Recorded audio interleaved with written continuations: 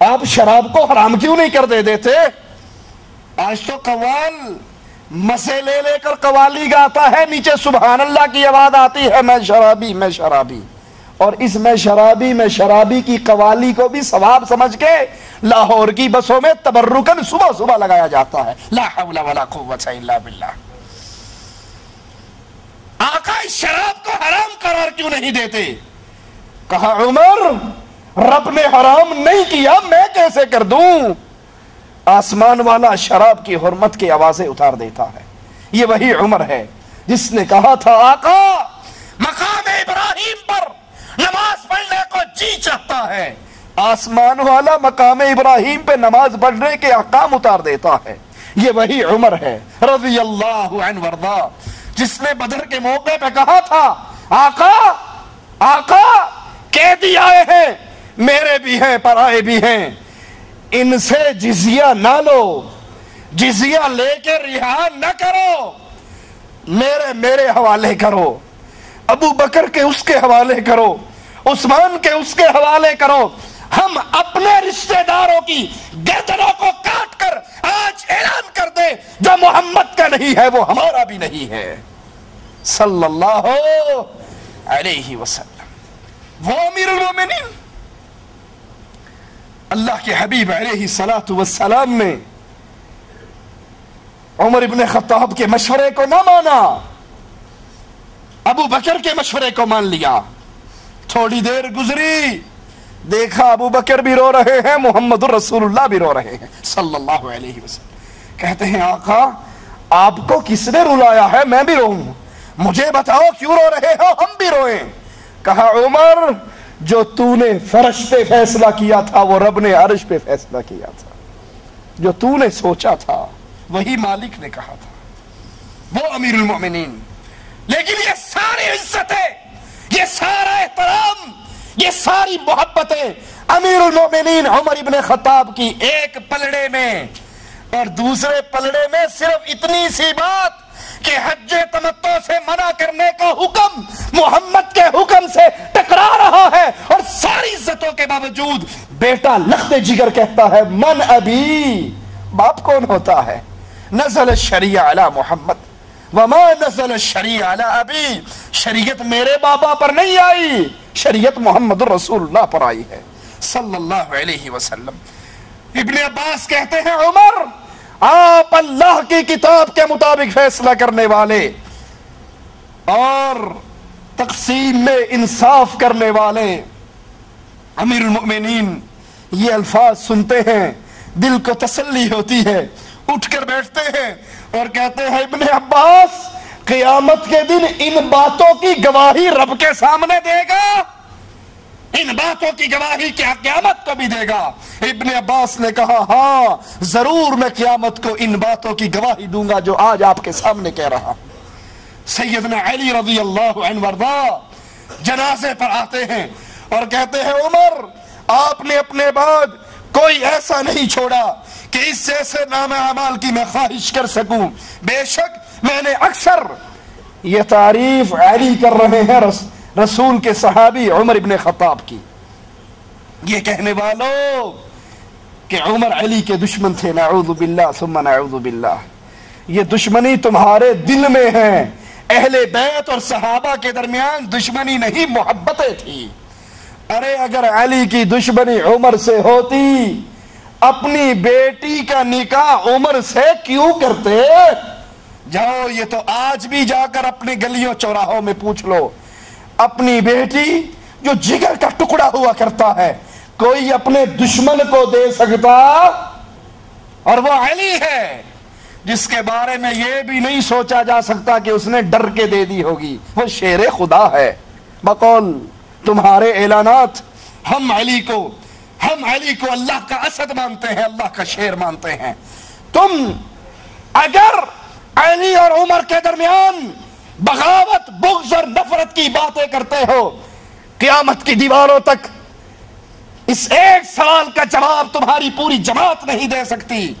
اگر علی کی عمر سے دشمنی تھی اپنی لاڈلی بیٹی کو عمر کے نکاح میں کیوں پیش کیا؟ عمر کو اپنا داماد کیوں بنایا؟ وہ علی کہتے ہیں کہ لوگوں میں نے اپنے رسول صلی اللہ علیہ وسلم کو اکثر یہ کہتے ہوئے سنا کہ میں ابو بکر اور عمر نکلے، ابو بکر اور عمر اور میں نے یہ کیا، میں نے اور ابو بکر اور عمر نے یہ کام کیا۔ جس طرح اللہ کے حبیب آپ کو اپنی زندگی میں ہر بات میں اور ہر معاملے میں شریک فرماتے، مجھے پہلے ہی یقین تھا کہ اللہ آپ کو ان دونوں کے ساتھ جگہ عطا فرمائے گا۔ سیدنا عثمان اور سیدنا علی کا فرمان ہے، جو کوئی امین اور قوی کو دیکھنا چاہتا ہے وہ عمر فاروق کو دیکھ لے۔ سیدنا عثمان رضی اللہ عنہ وارضاہ فرمایا کرتے تھے، عمر کا باطن عمر کے ظاہر سے زیادہ خوبصورت تھا۔ باطن اور ظاہر کے اندر اکثر لوگوں میں فرق ہوتا ہے، ظاہر تو خوبصورت بنا لیتے ہیں اور باطن کم ہی کسی کا خوبصورت ہوتا ہے۔ اللہ تجھے تیرے پیارے ناموں کا واسطہ ہے، ہمارے باطن کو بھی صاف کر دے، ہمارے ظاہر کو بھی صاف کر دے۔ سیدنا عثمان کہتے ہیں امیر عمر کا باطن امیر عمر کے ظاہر سے زیادہ خوبصورت تھا اور ہم میں سے کوئی بھی اس کے مثال کا نہیں ہے۔ سیدنا علی فرماتے ہیں اللہ تعالیٰ نے ابو بکر و عمر کو قیامت تک آنے والے سلطانوں کے لیے حجت بنایا۔ اللہ کی قسم وہ دونوں سبقت لے گئے اور بعد والوں کو سخت مشکل میں چھوڑ گئے، ان کی یاد میں امت مغموم رہے گی، غم کے اندر رہے گی۔ سیدنا طلحہ اور سعد بن ابی وقاص فرماتے ہیں اللہ کی قسم ہم اسلام لانے میں تو پہل کرنے والے تھے، ہم ہجرت کرنے میں پہل کرنے والے تھے، لیکن عمر دنیا میں ہم سے زیادہ زاہد تھے اور آخرت کے بارے میں وہ ہم سے زیادہ راغب تھے۔ ابو عثمان فرماتے ہیں کہ انہوں نے سیدنا عمر کی چادر میں چمڑے کے پیمن دیکھے۔ یہ کہنے والوں کہ عمر نے علی کی خلافت کو چھینا تھا، غصب کیا تھا، کبھی یہ تو سوچو عمر نے اگر خلافت کو غصب کیا تو اپنے لیے کیا بنایا، اپنے لیے کیا اکٹھا کیا، اپنے لیے کون سے آرام کا سامان پیدا کیا۔ ابو عثمان گواہی دے رہے ہیں میں نے عمر کی چادر کو دیکھا، وہ چادر پھٹ گئی تو چمڑے کا ٹکڑا لگا کر وہاں پر پیمن لگا لیا۔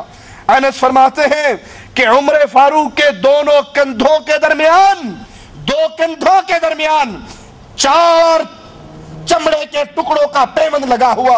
انس فرماتے ہیں میں نے اپنی آنکھوں سے دیکھا۔ اگر بقول تمہارے عمر ابن خطاب نے اپنی ذات کے لیے حکومت کو چھینا تھا، اکٹھا کیا اس کی فقیری کا تو یہ عالم۔ جب بیت المقدس کی چابیاں لینے کے لیے چلے، ایک غلام کو اپنے ساتھ لیا، آدھی دنیا کا فاتح، آدھی دنیا پر لا الہ الا اللہ کے پرچم کو لہرانے والا، اپنے نہیں پرایوں نے، کفار نے گواہی دی اگر مسلمانوں کے پاس ایک عمر اور ہوتا پوری دنیا پہ لا الہ الا اللہ کا جھنڈا چھا جاتا۔ ایک غلام کو لے کر جا رہے، اور یہ نہیں کہ غلام چل رہا ہے اور امیر سوار ہے، اس کے ساتھ فاصلہ طے کر لیتے ہیں، کچھ سفر امیر عمر سواری کرتے ہیں، غلام مہار پکڑ کے چلتا ہے، پھر امیر المؤمنین آدھی دنیا کے فاتح وہ مہار پکڑ کے چلتے ہیں، غلام کو سواری پہ بٹھا دیتے ہیں۔ کوئی عمر کی مثال کہاں سے لائے گا؟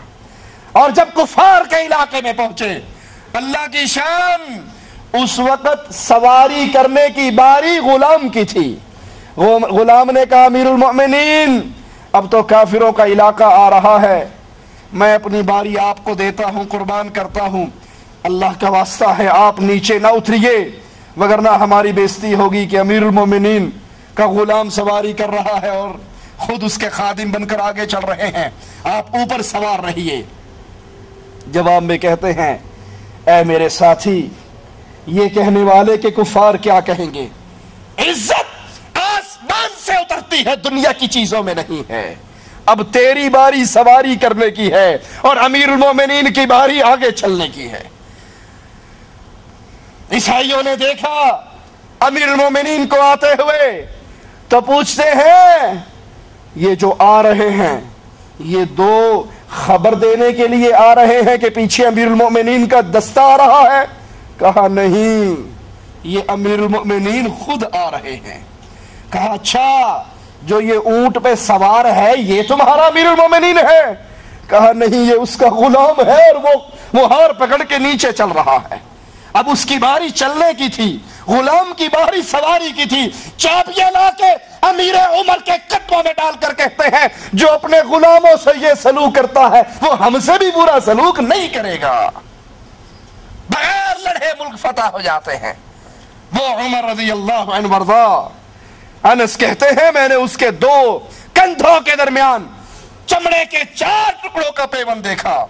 حضرت عتبہ فرماتے ہیں میں نے سیدنا عمر کا کھانا دیکھا، روٹی کے ساتھ زیتون تھا اور ایسا بدمزہ وہ کھانا تھا کہ میں ایک لقمہ بھی اپنے حلق میں نہیں اتار سکا۔